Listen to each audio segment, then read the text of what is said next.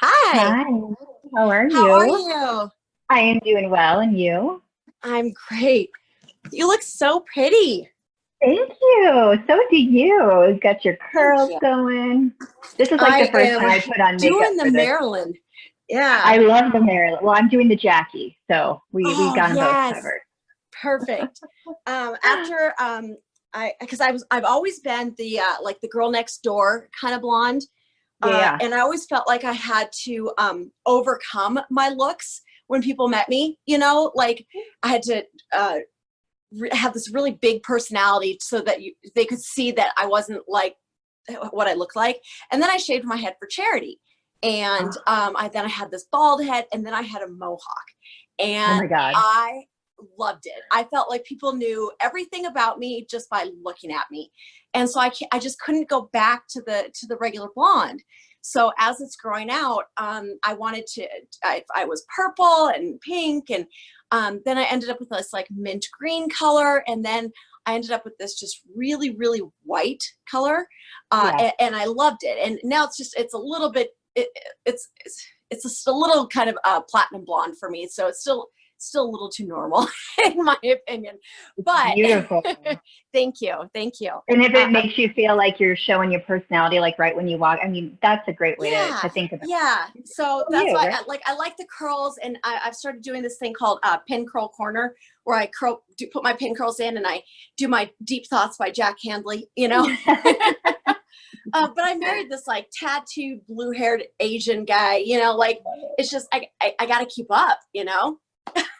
Listen, you guys are beautiful, and you're bringing your personality left and right, and that's it's so true. Like how you show up in the world physically, like people immediately make judgments about you, right? So Yeah. it's great to be able to show up in an authentic way. Like my hair, I did not want short. Even when you saw me last year, I did not want that. People kept messing up my hair, and it's been such a journey to try to get it back again. And I felt like for a year I haven't been myself. I don't feel like me. I don't.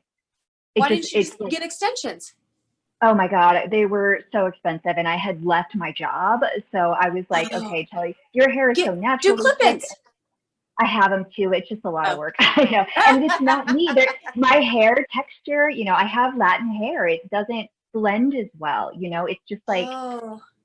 it's, you can tell where those thin pieces are. And I put a bunch of them in, even though they're like nicer quality, but like my hair, this is thinned out like crazy. My hair is very, very thick. Oh. And so it just doesn't look like me. It just doesn't look Yeah. like me. Oh, that is so hard when your outside doesn't match your inside. I It's I I so, really get it. Yeah. and I'm just Have you ever realizing, done any Chelley, hair growth stuff? I've been doing biotin, collagen. I've been doing like the massages with the oils and things like Good. that. Collagen So really did work for me. yeah, I do it every It, day. I put it in my coffee. So it's a process, and it's going to be a long time before it's down here again. But yeah. maybe that's okay. A different look for right now as I'm starting to really create my work and get out into the world. Maybe that's what's needed to have people take me more seriously. I don't know, because I'm 38, and like when I have my long hair, I think it makes me look even younger than that, Yeah. and so I'm also wanting to be known as an authority in what I do. And so is it a Yeah. good This thing is to a have power short hair? cut. Definitely A a power power cut. cut. Okay, I Yeah. like it. It's very forceful. I think the sleekness of it, it's very powerful. So I'll take it. I want to be well, and that's powerful the in thing a with good hair. I way. mean, it's whatever it is, it's always temporary. So That's so true. It could be like I just think, there's people who have serious health problems and things, and I'm like freaking out about hair that will come back. So it's really, in the grand scheme of things, not a big deal. But I've had a lot of really hard years yeah, about yeah, it. yes, but our troubles are our own, and they're all valid. Yes, I agree There's with that. always somebody who has it worse, and my Yes. husband, who's gone through quite a bit of abuse in his life, has the typical somebody always has it worse, and it's but yours is real, and Gotta and honor that. yeah, that there's always somebody who has it worse. That's always true.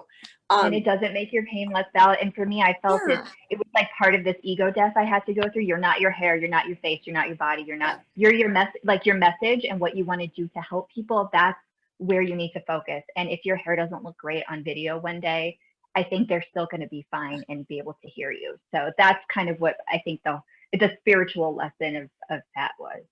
Absolutely. Well, when I was having my head shaved, I was giving this speech about, like we're not just a collection of our features, we're some of our character, and really kind of trying to disassociate from those elements that are, the standard of beauty, but not necessarily what actually makes us beautiful. Yes. Yeah. Yes, yes, yes, yes. And you are so brave for doing that. Like I commend you. It's a shocking thing to see yourself without that. For me, it's like almost like a security Blanket. Yeah, it Yeah. really is. And I saw it as such, like it's armor, like the makeup, the hair, it's armor that we put on to go out into the world. And so really in my life. There you Oh, but that I can hear I you. was lending my armor to someone else, and that sharing that with in my mind, it was like going to be a little girl, although it could have been somebody up to 18. So that was yeah, the most freeing single experience of my life. I mean, I left a bad marriage. I launched a company. I moved back to Colorado. I mean, just yeah, life It's changing. like raising it to the ground to build it up the way you want to again, as a metaphor, which is kind of what's happened to me this past year as well, in different ways. Burn it down to build it back up seems to be my life motto. But every time you build it back up, it's better. Yes. Sometimes the old ways got to go so that we can make room for the way it's supposed to come through. I'm a big believer in starting over, the starting fresh. And that was the ultimate symbolism of that, getting rid of, because I'm almost 5 years sober, and so there was. Congratulations. Thank you. And so letting go of, there's no part of me, like letting go of all of the physical representation, like that hair had been on my head for years. So just parting ways with the past. It was incredible. And I feel like how you communicate, how you put yourself out into the world is so authentic, because you've done all of that. You're like, that doesn't work. This is me. And it can change again. It'll evolve again. We always are going to do that. But I think the pain comes from resisting it and saying, no, I need to stay at like things were. It's got to just, that's when it gets hard. Yeah. Well, and when I first announced my sobriety, I did it on my second sobriety anniversary. And I did it in a Facebook Live that was watched by 1,000 people. I mean, it was intense. But I just was to the point where I couldn't fear my past anymore. And I had to own it, like all the good, the bad, and the ugly, because I couldn't run from it anymore. And if I was going to come back to Colorado and live amongst people who knew these stories about me, I had to take charge of it. I had to own it so thoroughly that anybody who were to gossip about it, the only reaction from people would be, yeah, I know, we know, like, why are you still talking about that? She's already said that, like it would only make them look small to keep talking about it. Because, keeping things in the shadows gives it power, right? And if you own it for yourself, secrets keep us you're like, this is what's up. Then other people are like, you know what? I also have experiences like that, and I totally get it. And thank you for saying that out loud. Yeah. Yeah, absolutely. All right, let's kick this off, shall we? Do this. Okay. All right, welcome. This is Powerhouse Paper Dolls. I am Jessica Brown, Mrs. Colorado Universal 2021. This is my interview series with women who inspire and encourage me to be better and push myself further. And months ago, when I was preparing for my state competition, I thought, what can I do? I always make a plan for the year. Before I ever compete, I make a plan. What am I going to do so I can hit the ground running? And I was trying to figure out what our community needed, what I could do from my couch, because I knew I was going to have to be virtual. And I know that right now what we need is connection.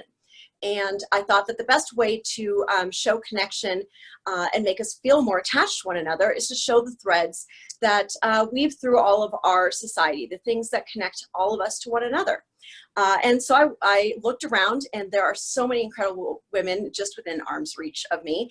So this interview series is to just talk about who these women are, who has inspired them, where they came from, where they're going, and what they want to leave behind. So I bring with me today, Chelley, would you like to introduce yourself and what you do? Yes, thank you for that. Thank you for creating this connection. I'm Chelley Canales. I'm CEO, founder, and spiritual spark plug of Lighthouse Haven. It's a company meant to connect as well, to connect you to your inner self, to trust that you can have the answers that you need to find your path of purpose, and how that then goes out into the world and makes the best impact that you can possibly make, that you were born to make. Oh, that's wonderful. And how did you get into that? You know, it's been a journey of my own awakening process. I just went through, I would say, my third one now during the pandemic, of just layers and layers of undoing and getting back to that source. And so I would say the largest one is when I left New York City a few years ago. As a zombie, I had completely lost touch with who I was. So I came back home to Colorado, and it's been this unraveling, realizing that a traditional life, the traditional paths I'd been on were not, my Chelley shaped peg did not fit into that square hole. And I knew I was meant to make an impact in a way that looked different than that.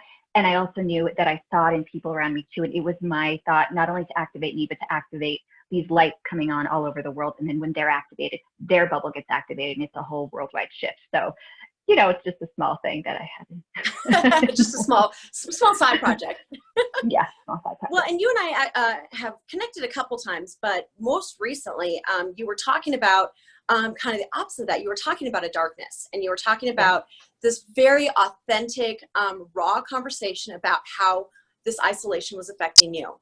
And it really just struck a chord with me, because I have often described that feeling of like black tar in my veins. And I reached out to you and said, I know exactly what you're talking about. I have felt that. I have dealt with that. And I so appreciated you talking about that in a public forum, because I have, and I've said this throughout my whole career, that I've made a career out of being a role model. And I don't believe that that means living this model life. What I believe that means is being willing to hold up your experiences, good, bad, and the ugly, and helping others to learn from your mistakes. I've always said, you know, like the wise man learns from the mistakes of others. The smart man learns from his own mistakes. The fool never learns. I believe that the compassionate man allows others to learn from his mistakes. And I think that when we're able to set forth, here's something I'm struggling with, not just our highlight reel and in the Instagram life days. And so when you put that out there, that resonated with me in a way that made me feel okay about what I was going through. Because we always wonder, right? Like, am I the only one? Am I the only one going through this?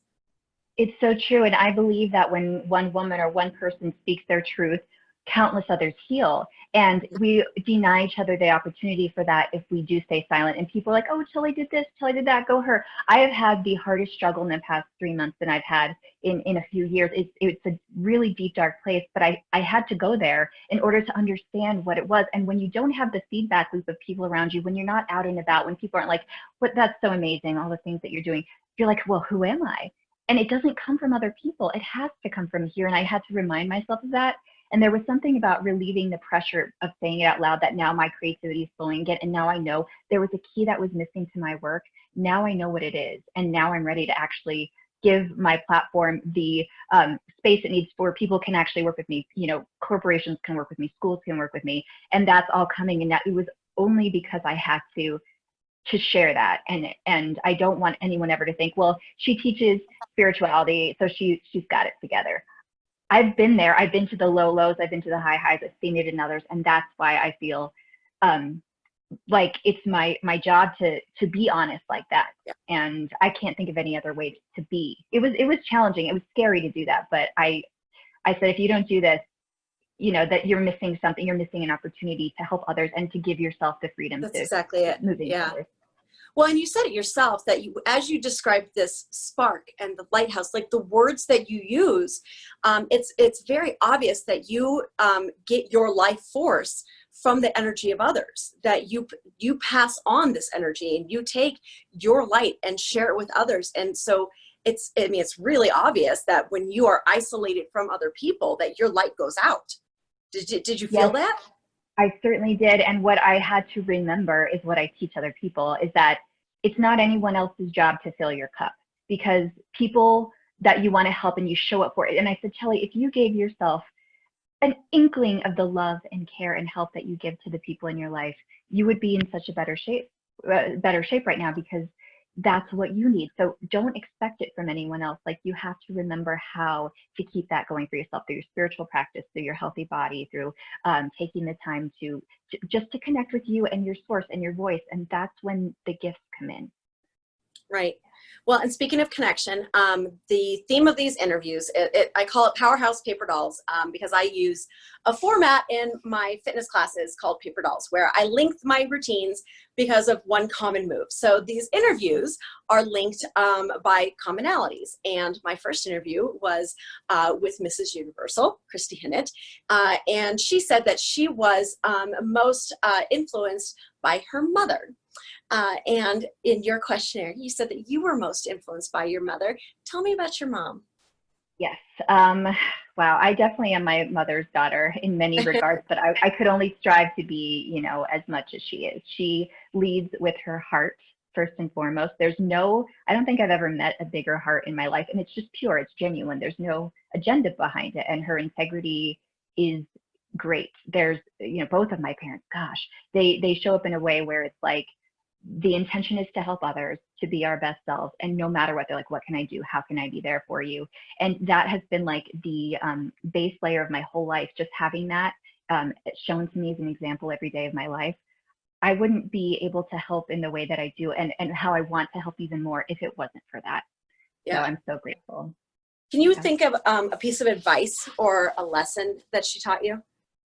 What comes to mind? You know, it's interesting because I've always been the good girl. If you see my TEDx talk, it's about like waiting. The world needs to give you permission in order to do the thing, right? And I don't believe that's true anymore. And so, you know, I would really be hard on myself if I, you know, in my AP classes, I didn't get the right grade, or if I didn't get the best part in a play or this or that. I was very hard on myself.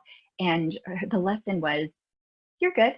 It was never, we're disappointed in you. You're right. You should have had that. Could you have worked harder? Maybe. It was always, you always show up in a way that we trust, that you know what you're doing, your heart's in the right place, and you're doing your best. And maybe this just wasn't your time. And so to me, that lesson has just stuck. And it's something, if I ever have kids, I definitely want to instill in them as well, because there was never a fear of disappointing them for not achieving all the things that I thought I was supposed to achieve. That's a really safe space. It's so, yeah, absolutely. Well, that helps me understand your superpower. But I want you to tell your superpower, and then you need to convince me that you're a superhero and not a supervillain. Oh, okay. So my superhero that I would be is Captain Empathy. And I see so much disconnection in the world. People are not willing to step into another person's story to truly understand why it is they're like asking for equality or justice, or like, please, can you give me, you know, a little bit of understanding here so that you can see my side. You don't see that enough. And I feel like, especially because I'm an artist as well, I'm a theater person, I'm a singer, dancer, like I put art out into the world because it gives another person the chance to step into the shoes of someone else. You're in the audience and you see a play about some population that you just had lots of preconceived notions about, right? And suddenly you see the heart, you see the story. And to me, that superpower would be to be able to automatically walk in with that open heart, and everybody's like, I get you. How can we work together? Let's do this. I don't think, I mean, I feel like a super villain could manipulate that in some way. Well, but because you said in your answer that you would give the whole world empathy, that everyone would know what other people are feeling. And I read that and I went, oh my gosh, how awful. Okay, so there's a difference between I'm thinking, I'm like, she's judging me. This is, you know, it's not like that. Well, it's more of like not being aware of the thoughts. That would be awful. What I mean, yeah. Is, oh no. That being aware of the feeling of others, because my platform is compassion over reaction. Just taking a moment to be aware of the experience of others. Yeah. But I often feel that my sense of empathy is one of my greatest sources of pain. You know, Same. That I'm aware of what, like when I'm watching a scene in a movie and something awful is happening and it's genuinely affecting me, and they say, well, you know, it's not real. I'm like, well, that's not real, but that has happened. This kind of thing happens, you know, and when I mean, every news story affects me, and you know, that my sensitivity to any of these things is just this burden. It's like, you know, that ignorance is bliss. So what would this be? And so I read that and I thought, that's either genius or evil. It's an excellent point. I'm actually so glad you brought that up because I'm the same. I'm an empath to the core. The collective consciousness lives in my body so hard sometimes that like I can't even move. And there's energetic tools to work with that. There's ways to separate yourself from the, you can absolutely understand the experience without taking it in. So I believe like if somebody's having a hardship, it could be a family member, it could be, you know, just someone out there protesting on the streets, right? If you internalize all of that pain, that can be a great motivator, but it can't stay there. If you're going to actively be there to help and be part of the solution, you can't jump into that pain and stay there. You have to know what that feels like and tastes like and what that experience is, but you cannot stay there. It's from the space where you are, where you're outside of that trauma, that you can create the solutions, you can create the action that needs to happen in order to make it happen. But I do believe overall, like if people do start to at least have an understanding of what other people are feeling, a lot of those things are going to go away. A lot of, you know, you're not going to see people hurting each other because a lot of, what do they say? Hurt people hurt people. So if there's more understood people, then there's less trauma that's expressed on others. But that is an excellent point. I hadn't even thought of it that way. I guess I'm just so used to living that way. Captain Empathy, and so I want to lead into who your celebrity crush is. A different Captain America. I adore Chris Evans. Like he's super handsome, obviously. He's America's butt, like we know this. But I love how he shows up in the world. He actually made this whole website about seeing both sides of issues that are very political right now. It's just like a place, it's called a starting point, and it's for people to go and just research without having voices on both sides. You know, you want to be able to get a clear answer to like, I don't understand this policy. What are people talking about?